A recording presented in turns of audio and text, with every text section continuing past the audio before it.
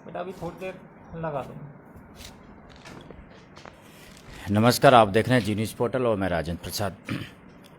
आज हम राजकीय स्वामी विवेकानंद मॉडल विद्यालय में हैं, जहां हम यहाँ के प्रिंसिपल जतिराम मीणा हमारे साथ मौजूद है, जैसे आप देख पा रहे हो। और आज हम बात करेंगे जो कोरोना संक्रमण चल रहा है, इस कोरोना संक्रमण के कारण हमारे जो बच्चे हैं, छोटे बच्चे हैं 1 से 5 तक के, 5 से 8 तक के, इन बच्चों की पढ़ाई काफ़ी समय से डिस्टर्ब है और डिस्टर्ब चल रही है। सरकार कई सारे नियम बदल रही है, कई सारे नियमों को लागू कर रही है, तो बच्चों में एक असमंजस की स्थिति बनी हुई है। और उस असमंजस की स्थिति के कारण बच्चों की जो पढ़ाई है वो बिल्कुल नीचे, उनका जो स्तर है वो नीचे गया हुआ। तो हम इन सारी चीज़ों को क्लियर करेंगे आज कि माँ बाप और माता पिता और बच्चे और गुरुजी, टीचर्स मिलकर हम बच्चे के पढ़ाई का स्तर को किस प्रकार बढ़ाएं और किस प्रकार हम सहयोग करें, वो सारी चीज़ हम आज प्रिंसिपल जतिराम जी से बात करके आपको सारी चीज़ करवाएं। मैं एक जानकारी के लिए दे दूं कि जतिराम जी वो प्रिंसिपल है जो हर क्षेत्र में अपना एक अच्छा सहयोग करते हैं।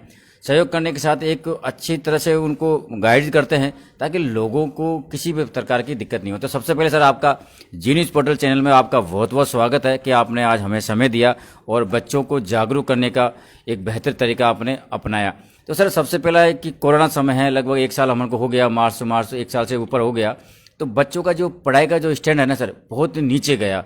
तो अब हम सरकार फिर कोरोना की हमारी दूसरी स्टेप चालू हो गई है, जैसे सरकार की गाइडलाइन आ चुकी है, सरकारी विद्यालय हैं उनको बंद कर दिया गया है और बच्चों का जो पढ़ाई का स्तर बहुत कम हो गया। तो हम बच्चों के स्तर को बनाए रखें या उन स्तर को सुधारने के लिए सर कौन से प्रयास करें ताकि उन बच्चों का भविष्य है जो हमेशा उज्जवल रहे और बिगड़े ना। मैं सबसे पहले जी न्यूज़ पोर्टल को धन्यवाद देना चाहता हूं, जिन्होंने मुझे इस लायक समझा कि बच्चों के लिए क्या किया जाए। तो मैं सभी अभिभावकों से और सभी प्रिंसिपल साहिबान और हमारे जितने भी टीचर्स बंधु हैं उनसे सबसे ये निवेदन करना चाहूँगा कि जो सेकंड स्टेज बहुत ही खतरनाक है और इस खतरनाक स्टेज में सबसे पहले स्वास्थ्य ज़रूरी है। तो जो छोटे नन्हे मुन्ने बच्चे हैं उनके स्वास्थ्य के साथ किसी प्रकार का खिलवाड़ ना किया जाए, उन्हें सुरक्षित रखा जाए। और इसीलिए सरकार के द्वारा जो नई गाइडलाइन जारी की है उसमें 19 अप्रैल तक 1 से 9 के शहरी क्षेत्र के जो विद्यालय बंद कर दिए गए हैं, उसमें इसीलिए किए गए कि भाई ज़्यादा भीड़ भाड़ न हो, बच्चे संक्रमित नहीं हो। लेकिन सबसे महत्वपूर्ण बात यह है कि लगातार 1 वर्ष हो गया और उस 1 वर्ष के दौरान छात्रों का जो शैक्षणिक स्तर है वो दिन प्रतिदिन गिरता जा रहा है। तो उसके लिए सभी अभिभावकों को, क्योंकि सभी अभिभावकों के पास एंड्रॉयड फ़ोन नहीं होता, ऐसी ग्रामीण क्षेत्र में ऐसी सुविधाएं नहीं होती जिससे वो ऑनलाइन क्लास ले सके। और बड़े बच्चे तो 6 से 12 के बच्चे तो फिर भी ऑनलाइन क्लास ले सकते हैं, लेकिन 1 से 5 का जो बच्चा है हम उससे ये उम्मीद कैसे कर सकते हैं कि वो ऑनलाइन क्लास लेगा। लेकिन फिर भी हमारे शिक्षक बंधुओं के द्वारा स्माइल 2 प्रोग्राम, स्माइल 1 प्रोग्राम के द्वारा इस तरह के प्रयास किए जा रहे हैं कि घर पर जाकर बच्चों के टेस्ट लेते हैं, टेस्ट की कॉपी कलेक्ट करते हैं, उसके पश्चात उन्हें सुधार हेतु उन्हें निर्देशित करते हैं। तो ऐसा सभी अध्यापकों को अपने मन में ये विचार दृढ़ निश्चय कर लेना चाहिए कि हमें आगामी पीढ़ी को आगे बढ़ाना है। यदि उन्हें आगे बढ़ाना है तो उनके प्रति इस तरह की सोच रखिए कि उन्हें किस तरह से समझाया जाए। दिन रोजाना की उनकी मॉनिटरिंग होनी चाहिए और टीचर्स के साथ साथ अभिभावकों को भी अपने बच्चों पर मॉनिटरिंग रखनी चाहिए। प्रतिदिन प्रत्येक अभिभावक को अपने पास बच्चे को लेकर बैठना चाहिए, कम से कम 1-2 घंटे तो बच्चे की गतिविधियों के संबंध में बच्चों से जानकारी ले, जिससे उन्हें पता रहे कि बच्चा हमारा क्या कर रहा है। बहुत से बच्चे ऐसे होते हैं कि उनके पास फ़ोन भी होता है और नेट सुविधा सारी होती है, लेकिन उसमें गेम्स के या अन्य गतिविधियों में संलग्न हो जाते हैं। तो ऐसा ना हो कि बच्चा कहीं भटक नहीं जाए, तो उसके भटके नहीं, इसके लिए उन्हें हमेशा बच्चों की मॉनिटरिंग रखनी चाहिए कि भाई बच्चा क्या पढ़ रहा है, क्या आपने पढ़ा है। प्रतिदिन उससे पूछिए कि आपने आज कौन सा लेसन पढ़ा, इस लेसन में क्या पढ़ा। अब समस्या ये होती है कि ग्रामीण क्षेत्र में अभिभावक बहुत से अशिक्षित है और शिक्षित भी है तो वो केवल साक्षर है तो उनको पूरा पता नहीं होता, बच्चे उन्हें किसी भी तरह से गुमराह कर देते हैं। लेकिन फिर भी उनको ध्यान रखना चाहिए और शिक्षक बंधुओं को भी इस बारे में ध्यान रखना चाहिए, उन्हें निर्देशित करना चाहिए कि आपको इस तरह से प्रतिदिन पढ़ना है। उनका पढ़ने की टाइमिंग निश्चित होनी चाहिए। जो ऑनलाइन की क्लास, एक मिनट सर, मैं आपको रोकूंगा कि ज़्यादातर हम गांव के अभिभावकों से मिलते हैं तो वो कहते हैं कि गुरुजी पढ़ा रहे हैं, क्या वो गलत पढ़ाएंगे, वो ध्यान नहीं दे पाते, केवल गुरुजियों पर ही आश्रित रहते हैं। तो शिक्षक तो सर अपने हिसाब से पढ़ाते हैं, कोई भी शिक्षक ये नहीं चाहता कि मेरा स्टूडेंट कमजोर रहे या आगे की उनका भविष्य ना बने, क्योंकि हर बच्चे के ऊपर एक लगन रहती है कि मेरा बच्चा IAS बने, IPS बने, अच्छी रैंक से पास हो। सब स्टूडेंट को सब टीचर ये चाहते हैं, लेकिन कहीं न कहीं अभिभावक इतना कह के अपना पल्लू झाड़ देते हैं कि टीचर ने पढ़ाया क्या, कि वो गलत थोड़ी पढ़ाया है। ये एक बहुत बड़ी समस्या है और ग्रामीण क्षेत्र में तो विशेषकर ये समस्या रही है और पूरी तरह से वो शिक्षकों पर डिपेंड हो जाते हैं, जबकि अभिभावकों को ऐसा नहीं होना चाहिए। हम भी जब पढ़ते थे तो हमारे भी माँ बाप थे, वो अनपढ़ थे, लेकिन मॉनिटरिंग उनकी हमारे ऊपर होती थी। तो मैं सभी अभिभावकों से ये निवेदन करना चाहूँगा कि वो अपने बच्चों के भविष्य के सुधार के लिए थोड़ा सी मॉनिटरिंग करे, जिससे बच्चा सही रास्ते पर चले और उनका उज्जवल भविष्य हो। देखो सर, 8 से जो अपर क्लास के बच्चे हैं, 9, 10, 11, 12, हालांकि वो बड़े होते हैं, थोड़ा बहुत उस बात को समझ जाते हैं, लेकिन 1 से 5 तक के बच्चे हैं वो बिल्कुल काफ़ी छोटे होते हैं। उनको AI क्या ये सारी चीज़ें हैं जो आज की तारीख में हम देखें तो उनको यही पता नहीं कि हमें स्कूल भी जाना है, क्योंकि उनको तो खेल कूद में उनको एक दिमाग में सॉफ्टवेयर बैठ गया कि कोरोना है और हमारी स्कूलें बंद है। या बहुत से लड़कों को सर अभी मैंने जो विद्यालयों में कन्वर्ट कर दिया गया है, तो उन बच्चों को था यार पढ़ाई लिखाई क्या करेंगे, कोरोना का समय चल रहा है, हम पास तो वैसे भी हो जाएंगे, ऐसी भावना भी लोगों में है। तो इसके उपाय के लिए उनको क्या करना चाहिए सर? इसके लिए हमारे जो टीचर बंधु हैं वो उनको जो 1 से 5 के बच्चे हैं उनके घर पे जाके वो मॉनिटरिंग करते हैं, उनका होमवर्क भी देखते हैं, घर पर जाकर होमवर्क देते हैं कि उन्होंने क्या कार्य किया। अब इसके लिए अभिभावकों को भी थोड़ा सा देखना चाहिए कि बच्चे ने हमारे ने कुछ जो टीचर्स दे के गए उनको किया या नहीं किया।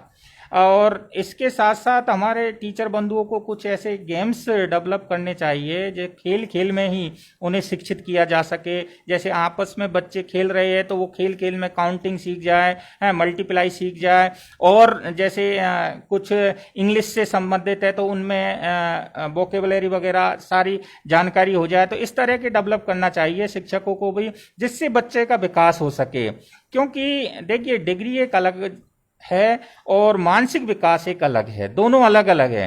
तो बच्चे का जब तक आप पूर्ण रूप से मानसिक विकास नहीं करोगे तब तक बच्चा आगे सक्सेस नहीं होगा। तो इसके लिए अभिभावक और टीचर्स 2 धुरी है, ये दोनों धुरियों को मिलकर बच्चे के डेवलपमेंट से संबंधित जो भी प्रयास है वो सारे प्रयास किए जाने चाहिए। एक सर गाँव में हम अक्सर देखते हैं कि जो गार्जियंस है वो ये बोलते हैं कि सर हम तो खेती किसान वाले आदमी हैं, हमको खेती कमाई से समय नहीं मिलता या सराव नहीं मिलता, जैसी भाषा में हम बोलते हैं। तो कहीं न कहीं उनको एक जिम्मेदारी के साथ उन बच्चों पर थोड़ा सा ध्यान देना चाहिए। ऐसा नहीं है कि हमें, हालांकि देखो नौकरी पैसा वाला नौकरी करता है, 8-12 घंटा नौकरी करता है, पुलिस की नौकरी है, किसी 24 घंटे नौकरी करता है, तो गार्जियंस भी इतना तो समय तो मिल जाता है कि अपने बच्चों को सही थोड़ा सा टैकल करें। बिल्कुल, मैं मानता हूं कि हिंदुस्तान का लगभग 70% कृषक है, परंतु ऐसा भी नहीं है कि कृषक हमेशा खेती में लगा रहता है, उनको भी समय मिलता है और वो 8 घंटे काम करने के पश्चात, खेती के पश्चात घर पर सभी कृषक आते हैं। तो उन्हें अपने बच्चों के भविष्य का देखना चाहिए, उनको विचार करना चाहिए कि हमारा बच्चा क्या कर रहा है। यदि आप, अच्छी बात है, खेतीबाड़ी अच्छी तरीके से करो, अच्छे खाद बीज का प्रयोग करो जिससे आपको अधिकाधिक लाभ हो, ऐसा मैं मानता हूं। लेकिन उस खेतीबाड़ी के साथ साथ एक ये हमारी बहुत बड़ी खेतीबाड़ी है जो हमारे बच्चे हैं, जो देश का हमारा भविष्य है, तो उनको जब तक आप नहीं संभाल पाओगे तो आगे चलकर इसके बहुत ही दुष्परिणाम होंगे। तो उनको हमेशा अपने बच्चों पर ध्यान देना चाहिए। एक सर जैसा शहर की तुलना में गाँव में, जो सिटियों में गार्जियंस है जो इस विद्यालयों में भी जाते हैं, टीचरों से भी मिलते हैं, उनसे मुलाकात भी करवाते हैं और मुलाकात करते भी हैं, बच्चों की मॉनिटरिंग भी करते हैं कि हमारा बच्चा डेली स्कूल आ रहा है कि नहीं आ रहा, बच्चा पढ़ाई कर रहा है कि नहीं कर रहा, घर पे इतनी पढ़ाई कर रहा है। इस तरह की बातें अपने गाँव में अगर हो जाए तो कहीं न कहीं बच्चों का भविष्य और उज्जवल हो सकता है। देखिए, अभी हमारे जो सरकारी विद्यालय उनमें सब में छात्र अभिभावक मीटिंग प्रति महीने होती है। उसमें जितने भी अभिभावक आते हैं उन्हें पहले से मैसेज किया जाता है बुलाने के लिए, सभी कक्षा अध्यापक अपने बच्चों को बता दिया जाता है। अब जो गार्जियंस विद्यालय में आते हैं, बच्चों की गतिविधियों के संबंध में बताते हैं, बच्चा क्या पढ़ रहा है नहीं पढ़ रहा है, तो उन पर विशेष ध्यान दिया जाता है। तो मैं सभी अभिभावक बंधुओं से ये अपील करना चाहूँगा कि जब भी पीटीए की विद्यालय में मीटिंग हो, बैठक हो, उनमें भाग ले, बढ़ चढ़ कर अपने बच्चे की समस्याओं को बताए और किस तरह से समाधान किया जाए, इसके संबंध में उन्हें अपने गुरुजनों से, जो भी उनके विषयाध्यापक है उनसे, जो कक्षा अध्यापक है उनसे मिलकर और संस्था प्रधान से मिलकर उनका समाधान किया जाना चाहिए। बिल्कुल सर, कई बार हमारे पास एक ऐसी सामाजिक स्थिति बन जाती है कि जब बच्चा 12 महीने तो पढ़ता है, जब उसका रिजल्ट आता है तो उसको या कम नंबर आते हैं या वो कम डिग्री से पास होता है, तो माँ बाप या गार्जियन उसके टीचरों के पास आते हैं, साहब हमारे बच्चों के कम नंबर आए हैं या ऐसा हुआ, तो ऐसी शिकायतें तो वो करते हैं, लेकिन बच्चों पे कभी मॉनिटरिंग नहीं करते। अगर शुरू में हम बच्चों पे मॉनिटरिंग कर ले तो हो सकता है कि हमको बढ़िया नंबर से बच्चा पास हो सकता है, टीचरों को हम धन्यवाद का देने का मौका भी मिले बिना शिकायत देने के। तो कहीं ना कहीं इसमें भी थोड़ी सी दुरुस्त करें। हाँ, मैं ये कहना चाहूँगा कि हमारे यहाँ ग्रामीण क्षेत्र के अंतर्गत मॉनिटरिंग का बहुत बड़ा अभाव है और अभिभावक पूरी तरह ये सोच लेता है कि ये बच्चे पूरी तरह टीचर पर डिपेंड है, टीचर पढ़ा रहा है वो सही है और टीचर ही इनको सब कुछ बताएगा, जबकि ऐसा नहीं होता। टीचर्स के पास तो अब तो कोरोना काल चल रहा है, लेकिन जब विद्यालय में जब शिक्षण कार्य होता है तो 5 से 6 घंटे रहता है बच्चा, बाकी 16 से 17-18 घंटे तो आप अभिभावकों के पास ही रहता है। तो ऐसा नहीं है, दोनों को मिलकर बच्चे के विकास से संबंधित कार्य करना चाहिए, मेरा ऐसा मानना है। जब तक अभिभावक पूरी तरह ध्यान नहीं देंगे, बच्चे का विकास संभव नहीं है। अकेला टीचर किसी बच्चे का विकास करेगा, लेकिन इस तरह से नहीं कर पाएगा जितनी हमें उम्मीद है। एक सर, जब टीचर से बच्चों को एक विद्यालय के अंदर, अभी कोरोना समय चल रहा है, लेकिन जब विद्यालय में पढ़ने आता है तो एक कक्षा में 60 बच्चे भी हो सकते हैं, 50 भी हो सकते हैं, 40 भी हो सकते हैं, 20 भी हो सकते हैं। तो उन बच्चे को हाव भाव देख के टीचर समझ जाता है कि ये बच्चा किस प्रकार का है। जब उनको गार्जियन को वो टीचर्स बताता है कि सर आपका बच्चे को थोड़ी सी इस तरह के सुधार करने की आवश्यकता है और हम भी इस तरह के सुधार कर रहे हैं, तो वो गार्जियन बच्चे को मॉनिटरिंग करने के बजाय टीचरों से कहता नहीं साहब मेरा बच्चा ऐसा नहीं है, बहुत बढ़िया है, वो स्कूल आता है, टाइम से जाता है, टाइम पे जाता है, फालतू चीज़ों में ध्यान रखता है। तो मॉनिटरिंग करने के बजाय वो बच्चों को एक इस तरह की हरकतों में उत्साहित करता है। मैं तो ये कहूँगा उत्साहित ही मानो उस चीज़ को। तो कहीं ना कहीं ये भी हमारे देखने को मिला है। ये ऐसा होता है, लेकिन टीचर्स जो ऐसे हमारी कक्षा में 60 या 50 या जो भी स्टूडेंट्स है सभी को एक जैसी शिक्षा देता है और कुछ ऐसी बच्चे में गतिविधि पाई जाती है तो अभिभावकों से संपर्क करता है। जैसा कि मेरे विद्यालय के अंतर्गत सभी बच्चों के अभिभावकों के मोबाइल नंबर सभी कक्षा अध्यापकों ने ले रखे और वो प्रति 7 दिन में बच्चे की जितनी भी साप्ताहिक गतिविधि है उसको बच्चे शेयर करेगा अभिभावकों के साथ में। और इसी तरह से सभी जो संस्था प्रधान है उन्हें करना चाहिए कि अब अभिभावकों से कम महीने में एक बार तो संपर्क हो जाए, जिससे बच्चे के संबंध में हम पूरी तरह से समझ जाएंगे, पूरी तरह से जानकारी प्राप्त कर लेंगे। यदि कोई अभिभावक बच्चों को उकसाने की कोशिश कर रहा है तो उसे समझाना चाहिए, और मेरा ऐसा मानना है कि ऐसा कोई अभिभावक नहीं है कि वो समझेगा नहीं। यदि आप उनको सही समझाएंगे, सही तरीके से समझाएंगे, आगे बच्चे के भविष्य के बारे में बताएंगे तो निश्चित रूप से वो समझेगा, लेकिन प्यार से समझाना हमें पड़ेगा। अभी सर कोरोना का समय चल रहा है, सरकार की मजबूरी है नियमों को चेंज करना, गाइडलाइन निकालना सरकार की मर्जी में। सरकार भी चाहती है कि हम स्वस्थ रहें और अच्छा रहें, किसी प्रकार की हमारे साथ कोई ट्रेजरी ना हो, ये भी सरकार चाहती है।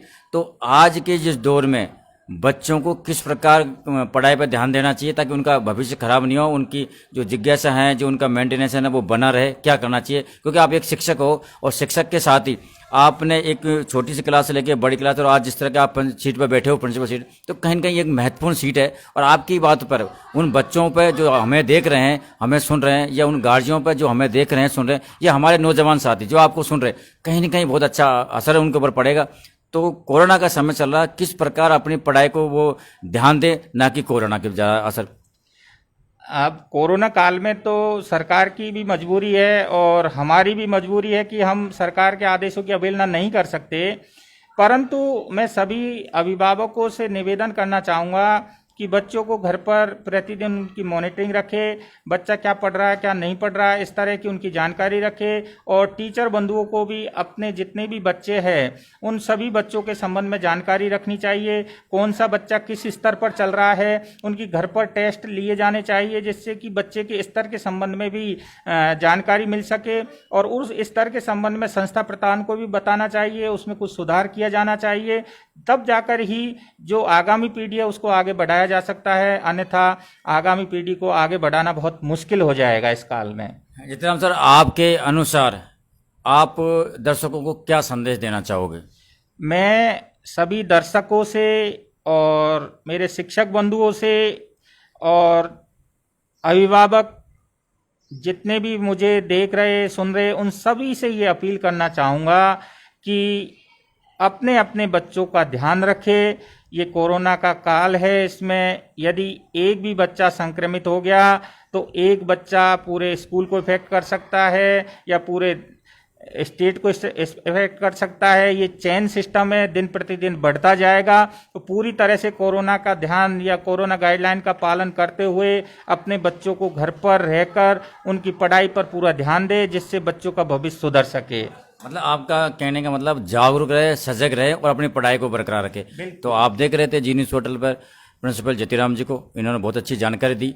तो गार्जियंस को, टीचर्स को हमारी भी जिम्मेदारी बनती है। आज हमारी जिम्मेदारी बनी जब हमने इनसे पूछा और आप लोगों ने इनको सुना, तो कहीं न कहीं इन्होंने शिक्षा के क्षेत्र में शिक्षा की कमी ना हो और शिक्षा में हमेशा हर बच्चा उन्नति करे, ये इन्होंने एक अपने संदेश में कहा।